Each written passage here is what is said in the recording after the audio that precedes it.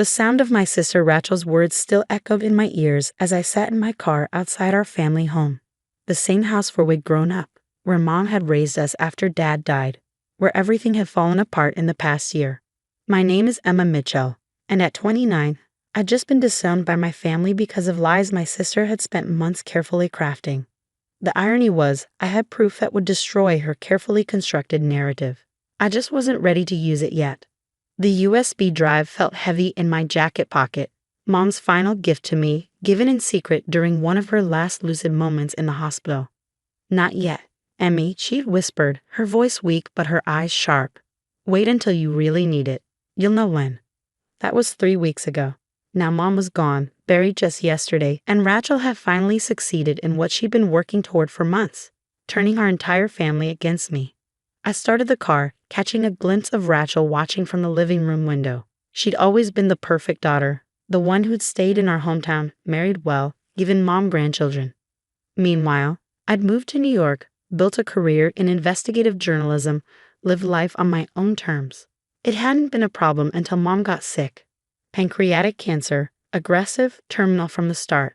I'd flown home immediately, ready to help however I could. But Rachel had other plans. "Mom needs stability right now," she'd said, her voice dripping with false concern. "Your busy life in New York, your unpredictable schedule, it's too disruptive. I'll handle her care." And so it began. Every time I tried to visit, Rachel told me Mom was too tired. When I called, Mom was always sleeping or in too much pain to talk. Slowly, surely, Rachel began spinning her web of lies. She told our aunts I was too busy with my career to care about Mom. Told our cousins I refused to help with medical bills. Told our family friends I'd abandoned Mom when she needed me most. And all the while, she controlled access to Mom so completely that I couldn't defend myself. I pulled away from the curb, memories of the past year flooding back. The desperate attempts to see Mom, the blocked phone calls, the text messages Rachel sent pretending to be Mom. Messages I later learned Mom never knew about. But what Rachel didn't know, what none of them knew, was that I'd spent those months doing what I do best, investigating, documenting, gathering evidence. Mom's nurses had been particularly helpful, especially after they witnessed Rachel's behavior firsthand. "Your sister's been intercepting your cards and letters," Maria, Mom's favorite nurse, had told me during one of my few successful hospital visits. "Your mom keeps asking why you never write." That was when I'd started keeping records, dates, times, witnesses, every instance of Rachel's interference. I'd even managed to get security camera footage from a hospital showing Rachel throwing away the care packages I sent. The USB drive shifted in my pocket as I turned onto the highway. Mom had given it to me during my last visit, just 2 days before she slipped into the coma that would claim her life. Rachel had been at her kid's soccer game, and I'd finally had a moment alone with Mom. "I know what she's been doing," Mom had said, her voice barely a whisper. Maria told me everything, but confronting her now would only make things worse. She'd pressed the small drive into my hand. "This is your insurance policy, Emmy. Use it wisely." I hadn't watched it yet. Part of me was afraid of what I'd find, but another part knew Mom was right about timing. Rachel had spent a year building her narrative. The devoted daughter caring for our dying mother while the selfish sister abandoned her family. Dismantling that story would take more than just accusations. My phone buzzed with a text from Maria. "You okay?" That scene at the house looked pretty intense. I pulled into a coffee shop parking lot to respond. Maria had become my ally throughout this ordeal, keeping me updated on Mom's condition when Rachel blocked my access, making sure Mom knew I was trying to be there. "I'm fine," I typed back. Rachel finally did it, convinced everyone I'm the villain in her story. But Mom left me something that might change everything. Maria's response was immediate. The USB drive, she told me about it, said it would show the truth when the time was right. I ordered a coffee and found a quiet corner table. My laptop was in my bag. I could watch it now, finally see what Mom had left me. But her words echoed in my mind. "Wait until you really need it." Instead, I pulled out my reporter's notebook. Old habits die hard, and began writing everything down. The scene at the house today, Rachel's accusations, the family's reactions. I learned long ago that details matter, especially when you're dealing with someone who twists the truth. Rachel had been clever. I had to give her that. She'd started small, planting seeds of doubt about my character, my commitment to family. Then, as Mom got sicker, the lies grew bigger. Emma's too busy with her career to help with Mom's care. Emma refuses to contribute to the medical expenses. Emma doesn't even call or visit. Each lie built on the last, creating a picture of a heartless daughter who'd abandoned her dying mother.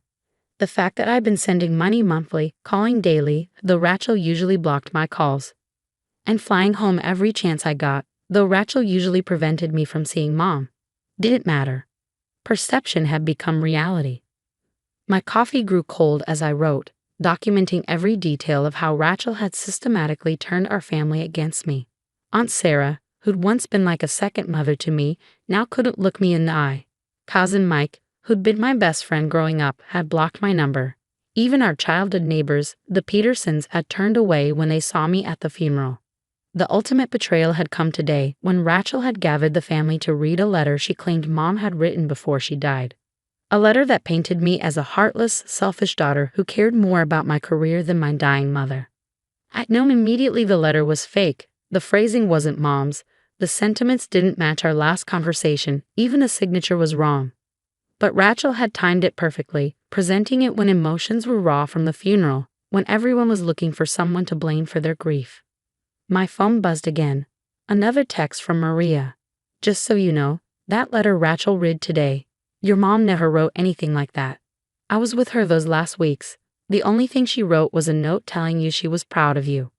I smiled sadly. Maria had been there through everything, watching Rachel's manipulation with growing concern. She'd even offered to speak up, to tell the family the truth, but I'd asked her not to. Rachel would only twist it, claim Maria was lying out of loyalty to me. No, this had to be handled carefully. Mom had taught me that sometimes the best defense isn't an immediate reaction, but a carefully planned response. Patience, she'd always said, is more powerful than anger. The USB drive seemed to grow heavier in my pocket. What had Mom left me? What truth was she waiting for me to discover? Back in my hotel room, I finally sat down with my laptop and a USB drive Mom had given me. My hands trembled slightly as I plugged it in, remembering her final words about it. The truth will hurt, Emmy, but sometimes that's necessary for healing. The drive contained a single video file, dated 3 weeks before Mom died. I took a deep breath and pressed play. Mom's face filled the screen, gaunt from chemotherapy, but her eyes clear and determined. She was in her hospital room. I recognized the pale blue walls and the small window behind her. Emma, my sweet girl, she began, her voice stronger than I remember from those final days. If you're watching this, then everything has happened as I feared it would. Rachel's lies have done their work, and you're probably feeling very alone right now. I paused the video, tears blurring my vision. Even at the end, Mom had known exactly what would happen. I wiped my eyes and pressed play again. I need you to understand something, Mom continued. I know everything Rachel has been doing. The blocked calls, the hidden letters, the lies she's been telling the family. Maria has kept me informed, and I've been watching, gathering my own evidence. The screen changed, showing security footage from a hospital. There was Rachel, intercepting my care packages at the nurse's station. Another clip showed her turning me away during a visit, telling me Mom was too sick to see anyone, then letting other family members in just minutes later. But that's not the worst of it. Mom's voice continued as the video returned to her face. I've discovered something much more serious. Rachel has been stealing from me, Emma. She's been forging my signature on checks, accessing my accounts without permission. My journalist's instincts kicked in immediately. I grabbed my notebook and started taking notes as Mom detailed the financial abuse. Dates, amounts, account numbers. Mom had documented everything. I've put all the evidence in a sealed envelope with my lawyer, Richard Stevens, Mom explained. Bank statements, forged checks, everything. But I didn't want to confront her while I was sick. I knew she'd twist it somehow, use my illness to manipulate the situation. The irony was staggering. While Rachel had been painting me as the greedy, career-obsessed daughter, she'd been systematically draining Mom's accounts. There's more, Mom continued, her expression growing more serious. Rachel's been pressuring me to change my will, to leave everything to her. She claims you don't need the inheritance, that your success in New York means you don't deserve any help. But I've seen her bank statements, Emma. She and Tom are in serious financial trouble. The big house, the luxury cars, the lavish lifestyle, it's all built on debt. I paused the video again, remembering all the times Rachel had bragged about her perfect life. The 5-bedroom house in the best neighborhood, the expensive private schools for her kids, the fancy vacations. It had always seemed like she and Tom were living beyond their means on his middle management salary. The video continued with Mom pulling out a stack of papers. These are copies of Rachel's credit card statements and loan documents. Maria helped me get them. Turns out Rachel's been using my hospital room to receive her financial documents, probably to hide them from Tom. They're nearly bankrupt, Emma. That's why she's been stealing from me, why she's so desperate to control my estate. The screen showed close-ups of the documents, credit card statements showing hundreds of thousands in debt, past due notices for their mortgage, collection letters from various creditors. Rachel's perfect life was a house of cards on the verge of collapse. I've left instructions with Richard about how to handle this, Mom said. The evidence of Rachel's theft is there if you need it. But Emma, my brave, compassionate daughter, I'm leaving the decision to you. You can use this information to clear your name, to show the family who Rachel really is. Or you can find another way. Mom's face grew softer, more tired. I know you, Emmy. You're like your father, you believe in justice, but you also believe in mercy. Whatever you decide to do with this information, I trust you to do what's right. The video ended with Mom looking directly into the camera, her eyes filled with love and trust. Remember, sweetheart, the truth isn't always about punishment. Sometimes it's about giving people a chance to face their own demons and find redemption. I sat in silence for a long time after the video ended, processing everything I'd learned. The USB drive contained more files, PDFs of the financial documents Mom had mentioned, photos of the forged checks, even audio recordings of Rachel pressuring Mom about the will. My phone buzzed with a text from Maria. Did you watch it? Yes, I replied. It's worse than we thought. What are you going to do? That was the question, wasn't it? I could take this evidence to the family right now, expose Rachel's lies and theft. It would destroy her, but it would also hurt our children, damage Tom's reputation, tear our family apart even more. Or I could do what Mom suggested, find another way. I opened my laptop again and started researching. If Rachel and Tom were really in that much debt, there had to be public records. Sure enough, I found tax liens, civil judgments, even a pending foreclosure notice on their house. The perfect life Rachel had built was about to implode, with or without my intervention. The question was whether I wanted to be the one holding the match. The next morning, I drove to Richard Stevens' law office. Mom's attorney was expecting me. She'd apparently left detailed instructions about what to do after she passed. Emma, he greeted me warmly, leading me into his office. I've been waiting for you to come. I assume you've watched the video. I nodded, taking a seat across from his desk. I need your advice, Richard. Not just as Mom's lawyer, but as someone who's known our family for years. He leaned back in his chair, studying me carefully. You're wondering whether to expose everything? Yes, I admitted. Part of me wants to call a family meeting right now, show them the video, prove that Rachel's been lying.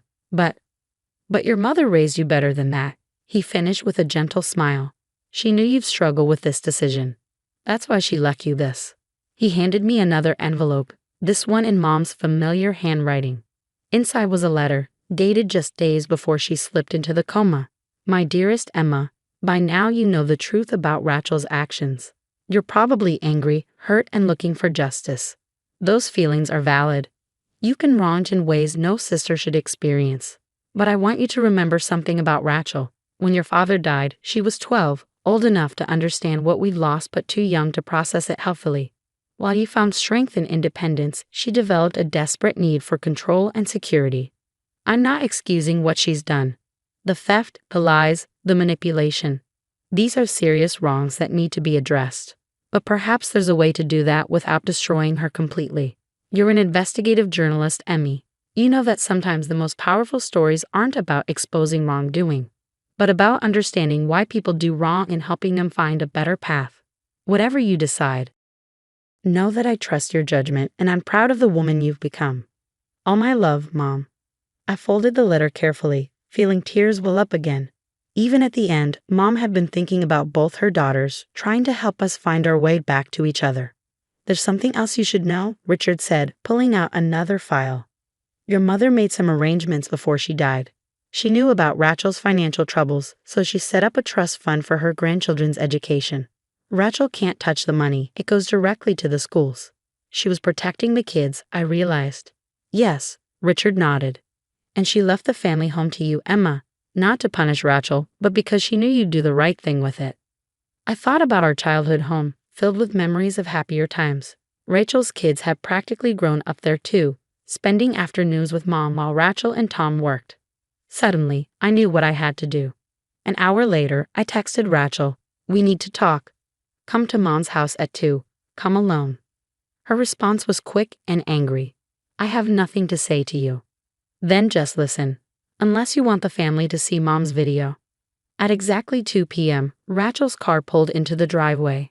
She looked terrible, eyes red from crying, hair uncombed, nothing like her usually perfect appearance. "What video?" she demanded as soon as she walked in. "What are you trying to pull?" Wordlessly, I opened my laptop and played Mom's recording. Rachel sank onto the couch as she watched, her face draining of color as Mom detailed her theft and lies. When it ended, we sat in silence for a long moment. "Are you going to show this to everyone?" she finally asked, her voice small and broken. "That depends on you," I replied. "Mom left me the house, Rachel, and I know about the foreclosure notice on your place." She flinched. "How did you?" "I'm a journalist. Finding information is what I do." I took a deep breath. "Here's what's going to happen. You and the kids can move in here." "What?" "The house is paid for. The utilities are manageable. You can get back on your feet, work out your debt issues. But there are conditions." Rachel's eyes narrowed. "What conditions?" "First, you come clean to the family about the lies you told about me. All of them. Second, you get professional help, therapy to deal with your control issues and financial counseling to handle the debt. Third, you pay back every penny you stole from Mom's accounts. And if I refuse?" I opened another file on my laptop, the one with all the evidence of her theft. "Then I go to the police with proof of your financial fraud. Your choice." Rachel's facade finally crumbled completely. She buried her face in her hands and began to sob, deep, racking cries that seemed to come from somewhere ancient and wounded. "I didn't mean for it to go this far," she choked out. "The debt just kept growing, and I couldn't tell Tom, and then Mom got sick." "I know," I said quietly. "Mom knew too. That's why she left us a way to fix this." Over the next few hours, we talked, really talked, for the first time in years. Rachel confessed everything. The spiral of debt that had driven her to steal, the fear and jealousy that had fueled her lies about me, the overwhelming pressure of maintaining her perfect facade. 2 days later, we called a family meeting. Rachel stood up, shaking but determined, and told the truth. There were tears, recriminations, angry questions. But there was also finally honesty. 6 months later, Rachel and the kids are settled into Mom's house. She's in therapy, working through her grief and control issues. Tom filed for divorce when he learned about the hidden debt, but the kids are doing better with a more stable, honest mother. The family is healing slowly. Some relationships may never be the same, but new ones are forming based on truth rather than pretense.